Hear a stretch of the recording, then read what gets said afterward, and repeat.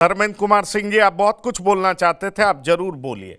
लेकिन एक एक एक बात का डर जरूर है लोगों के मन में, जो मुस्लिम वोटों का बिखराव नहीं चाहते।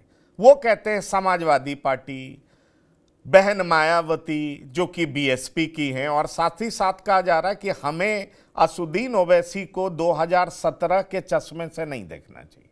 2017 भी आया, 2022 भी आया और अब 2027 भी आया। उनका मत प्रतिशत बढ़ रहा है। अगर हम 2022 की भी बात करें तो बाराबंकी का एक विधानसभा है कुर्सी, वहां पे समाजवादी पार्टी 2017 वोट से हार गई और असुद्दीन ओवैसी की पार्टी AIMIM को 8,000 से ज्यादा वोट मिला। और ये एक दो उदाहरण है, हालांकि वो 100 सीटों पर लड़े। आपको नहीं लगता कि तब के असुद्दीन ओवैसी और अब के असुद्दीन ओवैसी में बड़ा फर्क है और इसलिए समाजवादी पार्टी के लिए ज्यादा बड़ा खतरा पैदा कर सकते हैं असुद्दीन ओवैसी मुस्लिम वोटों में बिखराव कर? देखिए पंकज जी, कोई भी राजनीतिक दल या राजनीतिक नेता अपनी पार्टी बनाता है तो उसका विस्तार चाहता है। उसमें चाहे ओवैसी हो चाहे और तमाम दल हैं, उनको अधिकार है पूरे देश में कहीं भी लड़े। सवाल यह है परसेप्शन का। सवाल यह है कि आप नरेंद्र मोदी से जो कपड़े से पहचान ले रहे हैं एक वर्ग को, देश के नागरिकों को, जो डराते हैं कि आप भैंस खोल ले जाएंगे, मंगलसूत्र छीन ले जाएंगे। उत्तर प्रदेश के मुख्यमंत्री के लगातार नफरती एक वर्ग को लेकर के बातें आप पूरा देश और प्रदेश सुन रहा है। मोस्ट हेटेड स्पीच में नंबर 1 है। उनसे सवाल पूछने के बजाय उनकी तो आप तारीफ करने लगते हैं। आप उनके भेजने पर गए, लौट करके आए, तमाम बुनियादी सवालों पर सवाल नहीं पूछे।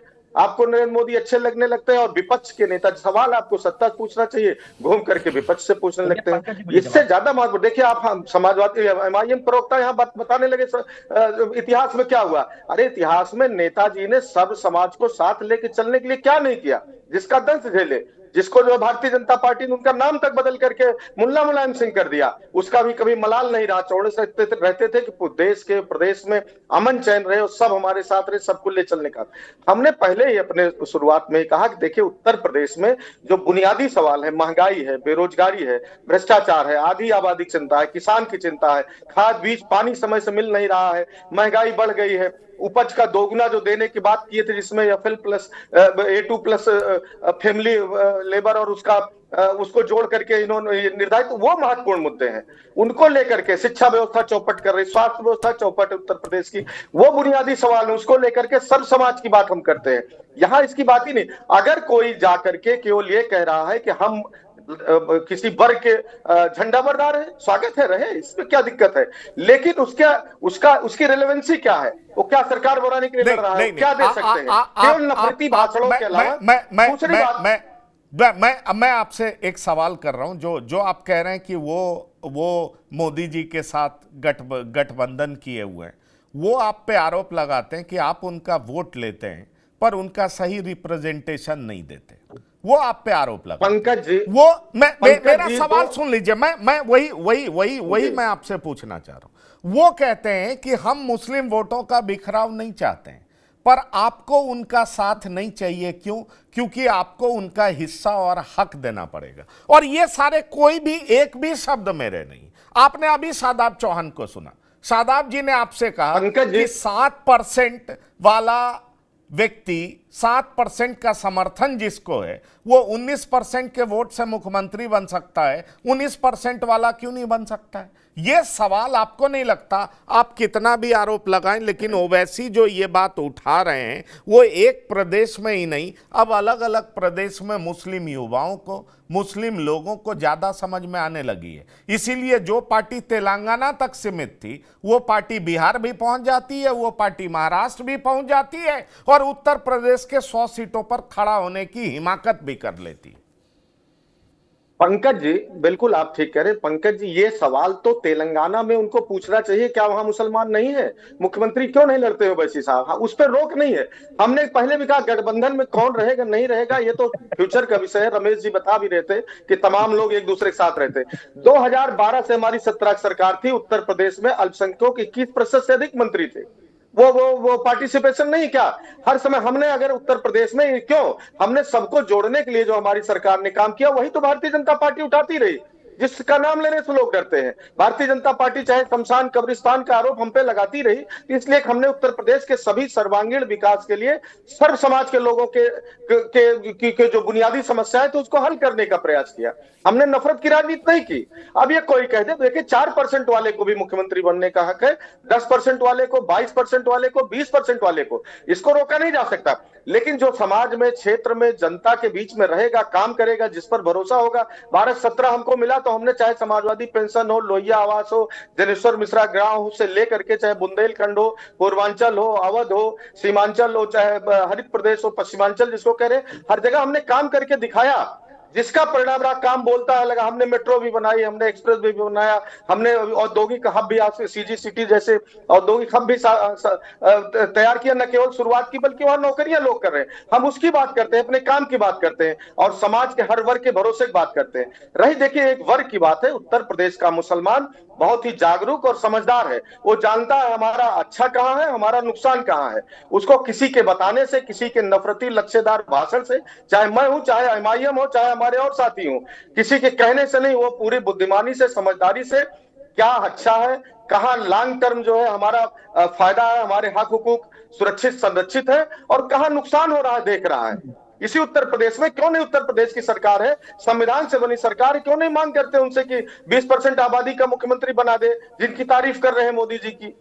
तो सवाल ये नहीं है, सवाल समय पर है। अब आप लेकर के दूसरी बात किसी भी ठीक है, देखिए मैं कहता हूं पंकज जी, किसी भी आप अपनी आइडियोलॉजी बताइए। पंकज जी अपन एक और निवेदन करूंगा व्यक्तिगत, देखिए ऐसा आप अपनी आइडियोलॉजी बताइए। किसी नेता के, दूसरे दल के नेता के बारे में अगर टिप्पणी करोगे, अगर आप कह रहे हो हमारे नेता, अरे सुनो भाई, हमारे नेता कह रहे हो नाचने गए थे, कोई भी नेता गया, अरे सुनो तुम बड़े काबिल, चुप रहो यार, हमारी बात सुनिए पंकज जी।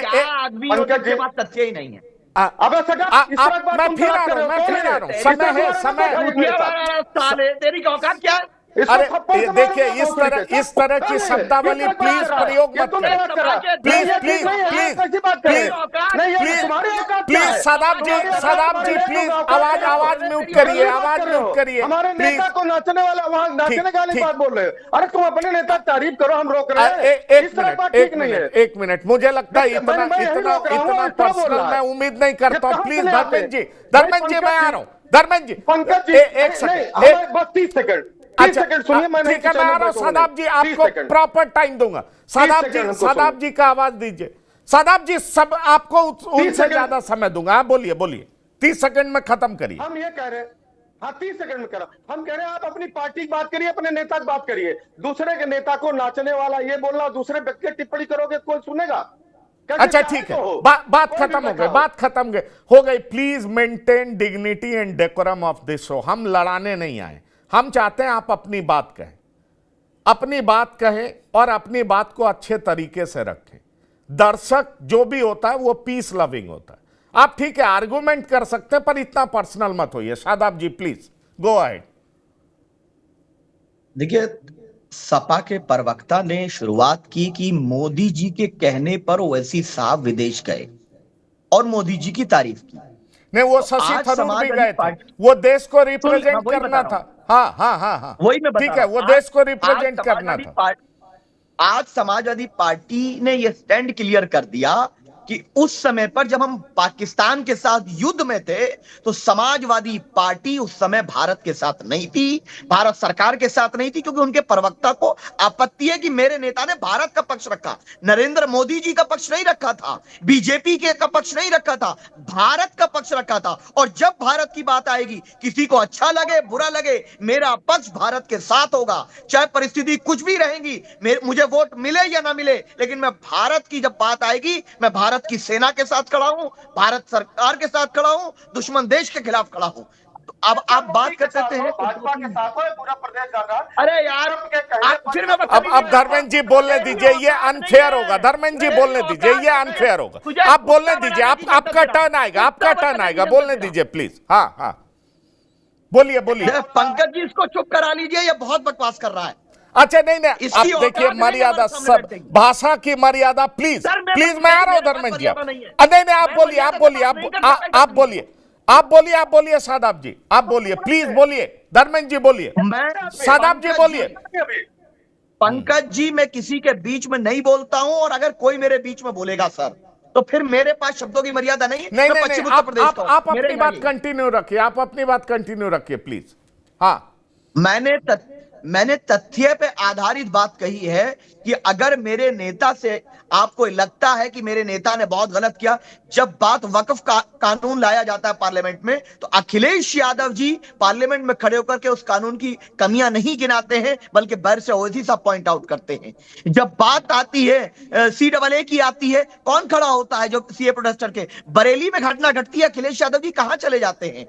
मुरादाबाद में घटना घटती है, अखिलेश जी कहां चले जाते हैं? जब मुसलमानों पर अत्याचार होता है इस सरकार में, इस अहंकारी सरकार में, दमनकारी सरकार में, तो इनके मुंह पे ताला है। और जब यादव पे अत्याचार हुआ, मैं उसकी भी निंदा करता हूं, जब कथावाचक पर, तो उसको ये सम्मान भी देंगे, उसकी बात भी करेंगे, क्योंकि वो यादव है। और हमारे मस्जिद मदरसा खानकाहों पे टारगेट किया गया। अखिलेश यादव ने कितने आंदोलन किए? आप बताइए, गोमती रिवर फ्रंट की जांच नहीं हुई, आगरा लखनऊ एक्सप्रेसवे की जांच नहीं हुई, PWD मिनिस्ट्री शिवपाल जी के पास थी, जांच नहीं हुई, और आजम खान बली का बकरा है, वो मुर्गी चोरी में जेल में है, क्योंकि कॉम्प्रोमाइज किया।